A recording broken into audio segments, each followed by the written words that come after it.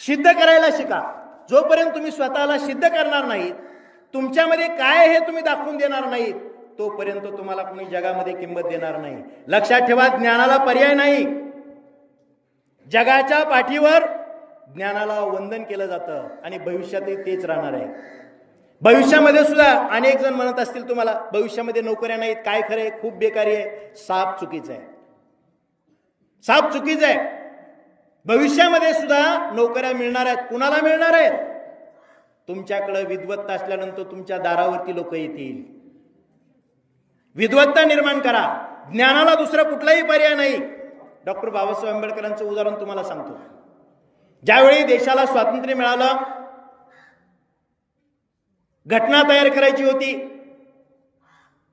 आणि घटना समितीमध्ये जर जायचं असेल तर कुठल्या तरी सभागृहाचं सदस्यत्व असावं लागत होतं.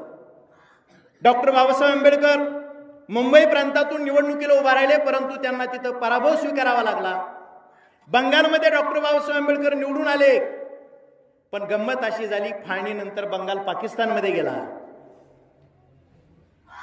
आता सभागृहामध्ये असणाऱ्या सगळ्या लोकांना असं वाटायला लागलं की डॉक्टर बाबासाहेब आंबेडकर हे घटना समितीमध्ये असले पाहिजे, कारण त्यांची सभागृहाला गरज आहे, त्यांची देशाला गरज आहे.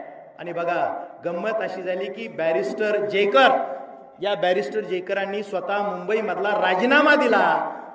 डॉक्टर बाबासाहेब आंबेडकरांना तिथं उभं केलं, त्यांना तिथं निवडून आणलं आणि मग घटना समितीमध्ये घेतलं. हुशारीला आणि ज्ञानाला ही जगामध्ये अशा प्रकारची किंमत असते.